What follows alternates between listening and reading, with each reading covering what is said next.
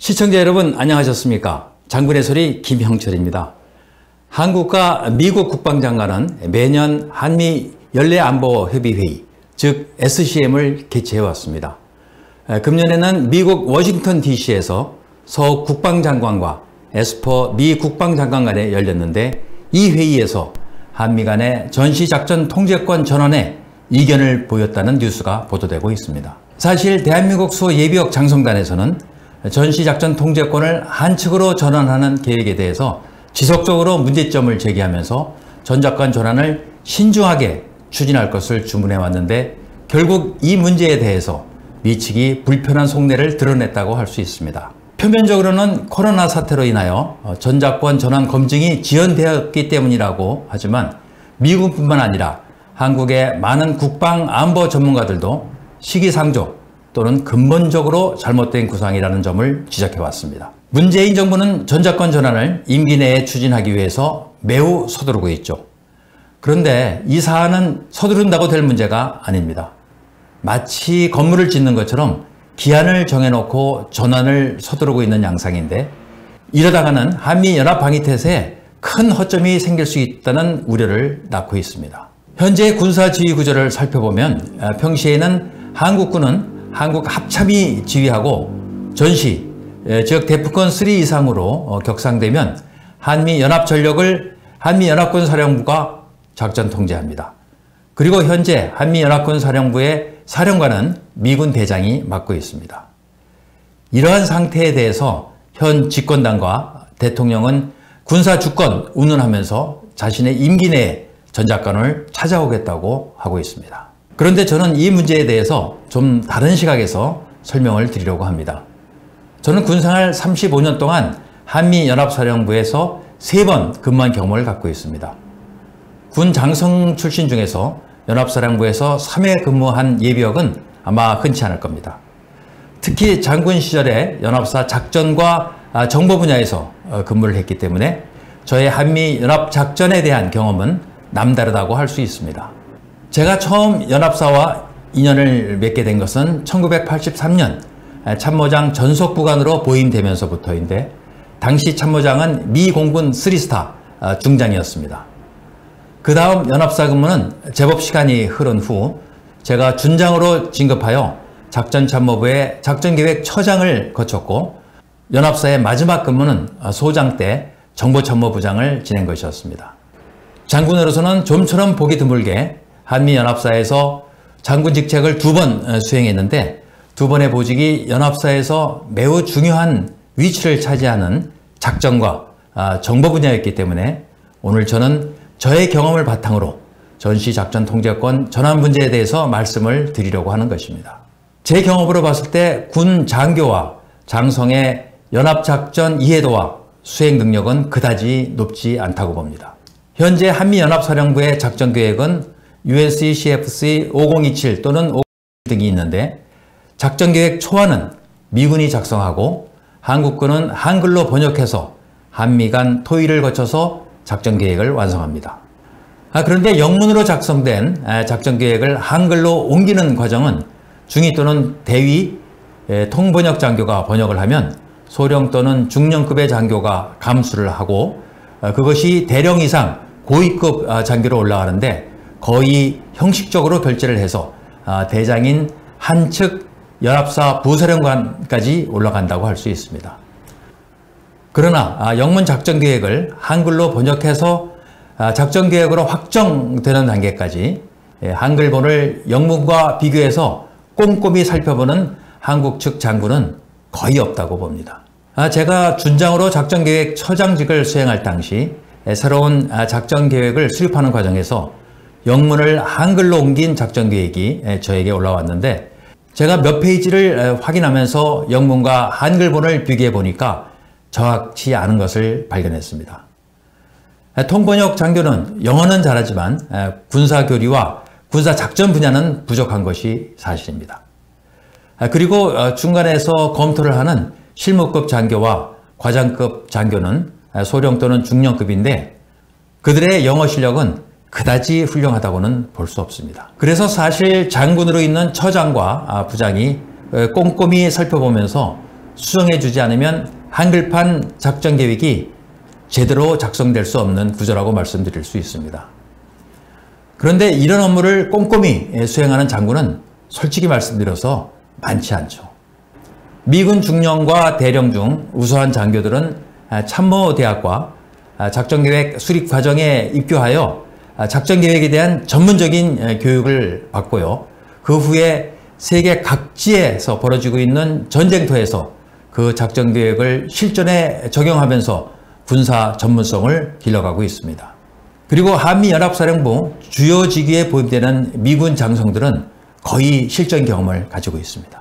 이들이 구상하고 그들의 언어로 쓰여진 작전계획을 우리 위관급 장교들과 실전 경험이 거의 없는 장성들이 온전히 이해한다는 것은 사실상 불가능한 상태입니다. 그것을 가능케 하는 방법은 그들이 작성한 작전계획을 우선 한글로 옮겨 놓은 후 그것을 가지고 한미 간 질의응답식 토의를 거쳐서 그 안에 내포된 뜻을 파악해야 하는 것입니다. 앞으로 전작권이 한국군으로 전환되면 한미연합군을 총지휘할 한국군 사령관의 작전지휘 능력은 어느 정도가 될까요? 실전 경험이 전무하고 30년 이상 규격화된 부대를 지휘해온 사성 장군이 미군을 포함한 한미 양국군을 지휘하고 새로운 개념의 작전 계획을 구상할 수 있다고 생각하시나요?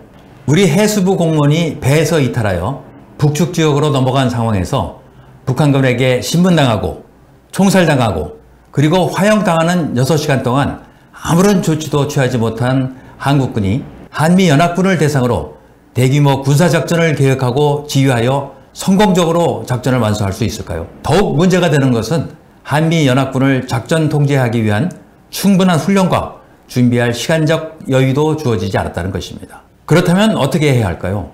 전시 작전 통제권을 가져오겠다는 구상을 밝혀놓고 그 계획을 처리할 수도 없고 그렇다고 무작정 밀어붙일 수도 없는 상황에 처한 한국 국방당국에게 다음과 같은 대안을 제시하려고 합니다. 한미 간 합의된 전작권 전환 조건은 다음과 같죠. 첫째, 연합방위 주도를 위해서 필요한 한국군의 핵심 군사 능력을 확보하고 둘째, 북한의 핵 미사일 위협 대응 능력을 확보하며 셋째, 전작권 전환에 부합되는 안정적인 한반도와 영내 안보 환경이 조성되는 것입니다.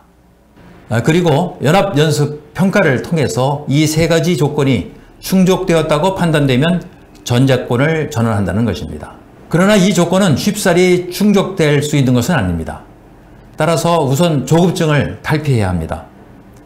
어떤 이는 이와 같은 조건에 기초한 전작권 전환은 전작권을 전환하지 않겠다는 것이나 다름없다고 비판하기도 합니다. 얼핏 들으면 그 비판이 맞는 것도 같습니다. 그러나 한번 생각해 보십시오. 전시작전 통제권이란 전쟁이 발발한 상황에서 한국군과 미군을 작전적으로 통제하여 인천 상륙작전과 같은 전쟁의 판도를 바꿀 만한 대규모 작전을 계획하고 수행하는 것을 말합니다. 그런데 주한미군은 물론이고 전쟁 상황에 따라서 추가적인 전투병력을 증파해야 할 미국의 입장에서 온전한 지휘 능력을 갖추지 못한 한국군 장군에게 미군을 지휘하도록 허용하는 게 미국의 국익에 부합하는 것일까요? 입장을 바꿔서 우리가 동남아시아의 어느 한 나라를 안보를 함께 책임지는 경우라고 생각해 보겠습니다. 그리고 그 나라에서 자신들이 한국군을 지휘하겠노라 하면 우리는 어떤 생각이 들까요? 혹시 그 나라 군대가 전투도 잘하고 또 작전적으로도 충분한 능력을 갖추고 있다면 모를까? 우리 군대보다 장비, 전투, 작전 면에서 미흡한 경우라면 어떻게 우리 군인들의 생명과 장비를 다른 나라 장군의 지휘에 맡길 수 있겠느냐 하는 의문을 던지는 것입니다. 그래서 위에 제시한 세 가지 전환 조건은 매우 까다로워 보이지만 그러한 조건을 어느 정도는 충족해야 미군도 안심하고 전작권을 한국군으로 전환할 수 있고 또 우리 군도 자신 있게 한미연합군을 지휘할 수 있을 것이라고 말씀드릴 수 있습니다. 그리고 한 가지 더 말씀드릴 것이 있습니다. 현재 평시 작전 통제권은 한국군이 지니고 있지만 그것은 어디까지나 한국군을 지휘하는 것이지 주한미군을 우리가 작전 통제하는 것은 아닙니다. 그렇다면 전시 작전 통제권 전환의 문제는 전작권 전환 조건 충족뿐만 아니라 전시에 한미연합군을 작전 통제하게 될 한국군 지휘관이 그에 맞는 작전 통제 능력을 갖추고 있느냐 하는 것까지 확대되어야 할 것입니다. 미군보다 군사교육의 수준이 떨어지고 실전 경험도 없는 한국군 장성이 사령관이 되어서 한미연합군을 작전 통제하기 위해서는 부단히 노력하고 연습해야 합니다. 지금처럼 미군이 한미연합사령관인 체제에서 한국군 부사령관 또는 합참의장이 연합연습을 몇 번 지휘해보고 전작권을 전환받겠다고 하는 것은 전작권 전환의 올바른 방법은 아니라고 봅니다. 따라서 진정한 전작권 전환을 위해서는 전작권 전환 조건을 충족시켜 나가는 가운데 한국군 지휘관이 참모 조직을 활용하여 한미연합군을 실질적으로 작전 통제할 수 있는 능력을 배양해야 할 것입니다. 즉 전환 조건 충족과 함께 한국군 지휘관의 작전 통제 능력 함양을 동시에 추진해야만이 미군도 한미연합군에 대한 작전 통제권을 안심하고 한국군 지휘관에게 맡길 수 있을 것입니다. 평시 한미연합군을 대상으로 하는 연합연습은 미군 사령관이 지휘하고 있습니다. 그런데 지금 전작권 전환의 요체는 미군이 맡고 있는 한미연합군 사령관을 한국군 대장이 맡도록 하여 한미연합군을 전시에 작전 통제하겠다는 것입니다. 한미연합군의 전투준비태세를 완벽히 유지하는 가운데 전작권을 전환하기 위해서는 미군이 맡고 있는 연합군 사령관 직책을 단계적으로 한국군으로 이관시키는 단계적 전환이 필요합니다. 지금처럼 서너 번의 연합연습을 통해서 전작권 전환 조건을 평가하고 시기를 못 박아서 전작권을 전환하겠다고 하기 때문에 미군이 전작권 전환에 대하여 불편하게 생각하고 있는 것은 아닐까요? 한국군이 한미연합군을 전시에 작전 통제하겠다면 적어도 다음과 같은 세 단계를 거쳐야 할 것입니다. 전작권 전환 1단계는 한미연합사령관을 한미 간에 교차로 보임함으로써 한국군이 사령관을 맡는 동안에 한미연합군을 작전 통제하는 연습을 하는 것입니다. 이것은 미군 대장이 맡고 있는 연합사령관을 평시에 하나여 교차로 보임하는 단계로서 전작권 전환의 첫 단계가 되겠습니다. 현재는 사령관인 미군 대장이 임기를 마치게 되면 후임 미군 사령관이 부임하여 지휘권을 인수받습니다. 그리고 한국군 대장은 늘 부사령관에 부임됩니다. 이러한 체제에서는 부사령관인 한국군 대장이 대규모 연합연습을 지휘하고 연합군을 작전 통제할 수 있는 기회가 매우 제한될 것입니다. 따라서 평시에 하나여 미군과 한국군 대장이 교대로 사령관에 부임되도록 한미연합군 사령부의 지휘관 부임 체계를 개선할 필요가 있습니다. 그 세부 방안으로 사령관인 미군 대장이 임기를 마치게 되면 부사령관인 한국군 대장에게 지휘권을 이양하고 후임으로 오는 미군 사령관은 한미연합사령부의 부사령관으로 부임하도록 시스템을 개선하는 것입니다. 자, 이 경우에 한국군 부사령관은 한미연합작전에 대한 그동안의 교육과 연습을 통해서 한미연합군을 작전 통제할 수 있는 기본적인 능력과 경험이 갖추어졌기 때문에 그가 한미연합군 사령관으로서 한미연합작전을 지휘하기에는 크게 부족하지 않을 것입니다. 그리고 사령관에 임명되었던 한국군 대장이 사령관 직책을 떠나게 되면 지휘권과 사령관 직위는 부사령관인 미군 대장에게로 인계됩니다. 이 단계에서 한미연합군 사령부의 지휘권이 한미 간 교차로 행사하게 되는 것은 어디까지나 평시에만 적용됩니다. 전시 체제로 전환되면 한미연합군 사령관은 자동적으로 미군 장군이 맡게 되고 작전 통제권 역시 미군 사령관에게 귀속될 것입니다. 전작권 전환의 2단계는 평시에 하나여 한미연합사령관을 한국군 장성으로 부임함으로써 한국군 사령관이 연합연습을 지휘할 수 있는 기회를 늘려서 연합작전 통제 역량을 신장시키는 것입니다. 전작권 전환 1단계가 상당 기간 지속되어서 한국군의 연합군에 대한 작전 통제 능력이 향상되면 평시 한미연합군 사령관을 한국군 대장으로 부임하는 2단계로 들어갑니다. 이 경우에 미군 대장은 한미연합군 사령부 부사령관 직책으로 한국군 사령관을 보좌하면서 한미연합연습을 시행하고 한미연합방위태세를 유지하게 됩니다. 그러나 이 단계에서도 전시 체제로 전환이 되면 부사령관 직책을 맡고 있던 미군 대장이 한미연합군 사령관으로 부임되며 한국군 대장은 부사령관 직책을 맡게 됩니다. 따라서 작전 통제권은 여전히 미군 연합사령관이 행사하게 될 것입니다. 이것은 전쟁의 승패를 결정지을 작전 통제 능력을 최대로 발휘할 수 있는 여건을 보장하기 위한 것이며 아울러 미 증원군의 신속하고 효율적인 증원을 담보하기 위한 것이기도 합니다. 전작권 전환 3단계는 전평시를 막론하고 한미연합사령관에 한국군 대장을 부임하는 단계입니다. 전작권 전환 1, 2단계를 거쳐서 한국군의 한미연합작전 통제 및 지휘 능력이 신장되고 전작권 전환 조건이 성숙되면 한국군 대장이 실질적인 한미연합사령관이 되어서 전평시에 한미연합군을 작전 통제하는 단계로 넘어가며 이것이 전작권 전환의 최종 목표가 되는 것입니다.